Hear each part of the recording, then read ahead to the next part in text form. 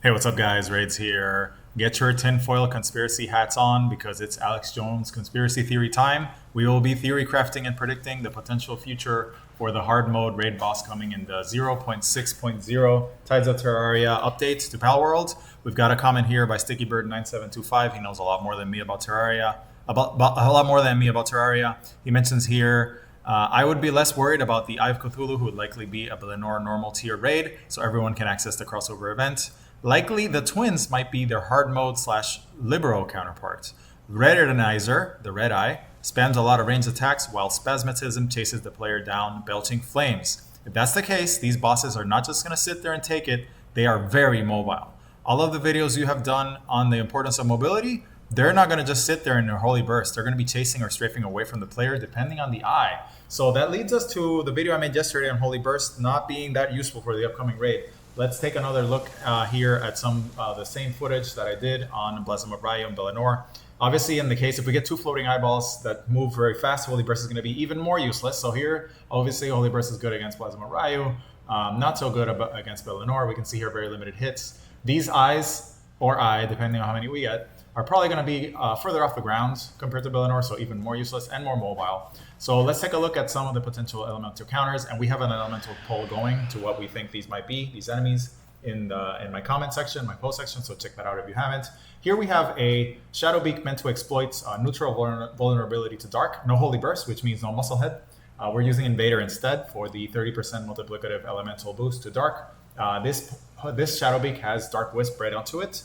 This would do a lot more direct damage, a lot more dark damage than a Holy Burst Shadow Beak, and potentially be more mobile, maybe able to keep up with the raid bosses. So this will be the go-to if one of them is neutral. And here we have a Shadow Beak aimed to counter other Dark Pals with dragon damage. Obviously, Invader boosts their dragon damage too. So if one of them is dark, this was going to be the Shadow Beak to use. Potentially both. We might get both types. Maybe we get two eyes and they have different typing. Could be it. That might add to the challenge. So if we get neutral and or a dark eye, that might be a good counter. If we get a dark eye and or eyes, obviously Xeno Lord might also be a good choice because Xeno Lord floats high up above, might be able to dodge a lot of the charges that the eyes do.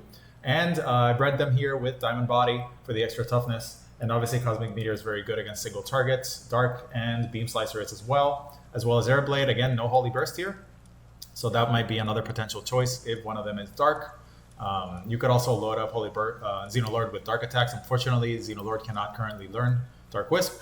Let's move on here. Let's see if one of them has the water typing. We would be advantaged by picking an Orzerk here. This Orzerk is designed to counter anything that's water. It has Thunder Railbread onto it. I will say Orzerk, you want to go Alpha because their hitbox is quite good, but unfortunately their defense stat is quite low, so I would highly recommend Diamond Body, even though Eternal Flame is great. Orzerk's big weak point is defense, so Diamond Body is a must. This raid is probably going to hit extremely hard because it's probably going to be level 65 and or higher. So we've been seeing the new raids hit harder and harder, so that's going to be Diamond Body. I'm going to recommend it. If one of them is Ice and Dark, or just Ice, I'm going to recommend Blazamot Ryu over Yormrentide Ignis, of course, with Diamond Body. Blazamot Ryu actually has a decent defense stat, cannot get Legend, but with Diamond Body, it gets up to over 2200 defense and base. Going to be even higher if the level cap is raised. So this Blazamot Ryu is meant to counter Ice and Dark Pals. I would recommend that also.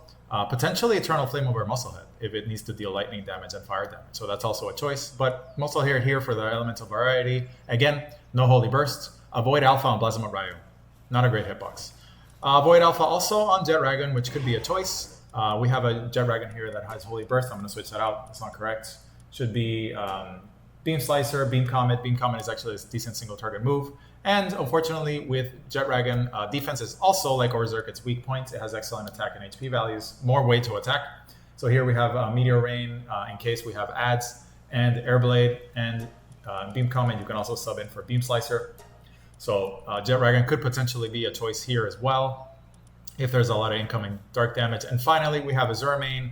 Azurmane learns Thunder Rail and on all range Thunder naturally, and you can breed stuff into it, such as Dark Wisp.